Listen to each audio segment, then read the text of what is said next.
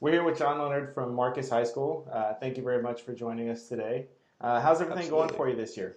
It's great. It's been busy. We start in competing in January, so they've been going just about every 2 weeks. They have a contest starting in the middle of January, putting the show together, competing, first regional, changes, more local shows. And right now they're on a little bit of a break. They have just about all week off since last weekend, and they come back on Thursday, little rehearsal on Friday, and big Southwestern Power Regional on Saturday.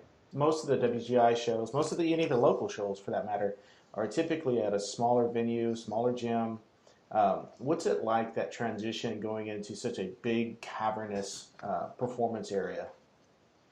It's tough. I would say it's probably not as tough for us in Texas. We have a lot of big high school gyms, especially in North Texas. A lot of our local shows are in arena type gyms where the seating in front is two levels. I think the biggest thing for them is how large the seating goes all the way around, and how much space there is between the floor and the front row, which is probably the biggest difference. There's a lot of venues that have a little bit of a wall before the front row, but it's not as big as the arena at UNT. So we've just been really working on trying to get up to that concourse level. The judges. There's at UNT, there's a big section of seating, and then a concourse level, and then another upper tier of seating, kind of like Dayton. So we try to get them all the way up to that second tier, trying to perform and reach those people all the way up there. For brass performers and woodwind performers, they're always talking about projecting sound. Sounds like it's kind of a similar thing, but instead of projecting sound, you're projecting a connection, an emotional connection. How do you how do you explain that to the girls, especially their first time, performing in a place like that? It's tough. They're seasoned performers, especially in the fall. They finish their season at the Alamo Dome, which they've all been there and they all talk about it. And those who are returning say that UNT feels bigger than the Alamo Dome in some ways, just because it's so much darker. I think in the Alamo Dome you got that big glass section kind of right in front, and you forget about the group, the section on top, because they're almost looking straight down on you. It's very vertical there. So it really feels just like that main section. And this at UNT goes all the way up. And it just, when they walk in, I think it's a little bit daunting for them if they haven't been in there.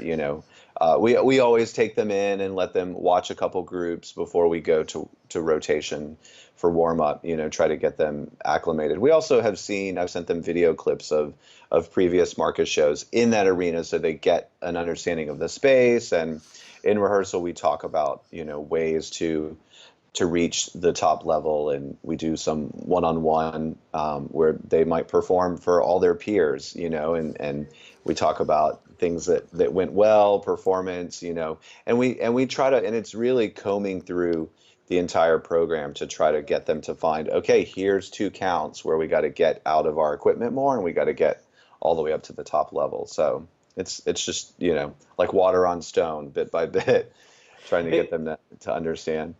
and an activity that's got so much going on at the same time, especially in the division that you guys are in. If you don't have layers upon layers upon layers of stuff happening in the show, you're not gonna be successful. What you talked about, combing fine tooth and getting down to the nitty gritty. At what point in the season are you able to kind of switch that gear off from looking macro to getting micro? I would say it's about mid-February. Once you get to March, it's really in depth, and it's really working on consistency, working on performance, working on getting those fine little details executed and able to repeat every single time. You head into this big show. Tell me a little bit about the show itself. Tell me about the guard and what you guys have in store for us this weekend. Yeah, so Marcus World is doing a show called Before Your Eyes. It's centered around magic. It's really, really fun show. We have three different magic boxes. We have a disappearing box. We have a saw in half box, Oh, and we have wow. the knife box, which they use their sabers to put the knives through the box. And so they take you on a little bit of a journey. They start off. The floor is a graphic of early 1900s magic posters. So it's just a lot of different posters laid on the floor. They all start on this Houdini poster. And it has a lot of, showing of hands and shekels, and so they start on that in a little grid with their hands tied up. So the whole opening beginning movement is them struggling to get rid of this rope and to become free, you know, in that opening magic trick, and then they work their way to the disappearing box, and they get through all of the different things. And there's a lot of magic in choreography and in the set design and the graphics on the flags on the floor. The music at the beginning is an original composition that I had crafted for us and composed specifically for this show. A buddy of mine plays piano, and he created this. It's about a minute 15 of really kind of dynamic, interesting, a little dark at times music, because we wanted it to sit and be a little bit different than the rest of the show, which is a cover of Every Little Thing She Does Is Magic. Is so that's like 3.5 minutes, and the other minute and a half is a little darker, a little more ominous piece. In the past several years, more and more guards are coming out with original music composed for their show, just like you would a fall marching show. You get a completely new arrangement, completely designed with the aspect of your show in mind. Is that the trend that everybody's heading into, or is that just a kind of a flash in the pan? I think it's probably a steady growth. I don't think many people do it, but I know there's a few of us that, if it works for this project and it's, interesting to the production, then I think it's really, really cool. I've worked with this guy creating music for dance, and we worked really well together. In dance, most of the time, the choreography will happen first, and then the composer will score music for it, like a movie. And so we've worked together in that scenario, and this was the first time where he created the music, and then we composed the dancers and the performers on top of that. So it's pretty interesting. I imagine when you first really kind of laid the show out for the performers of this show, I imagine you had that talk about, okay, we're gonna do this, we're gonna saw this guy in half, we're gonna stick the sabers through. I imagine they probably all lit up a little bit. What was that like for those guys?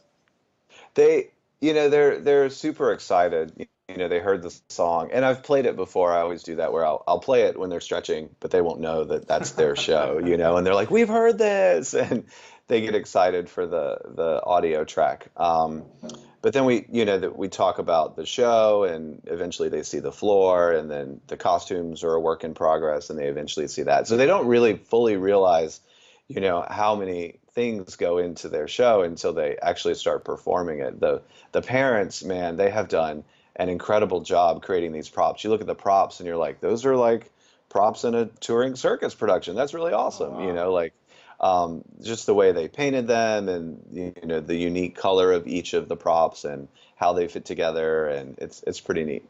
Band parents are the lifesavers of this activity, aren't they?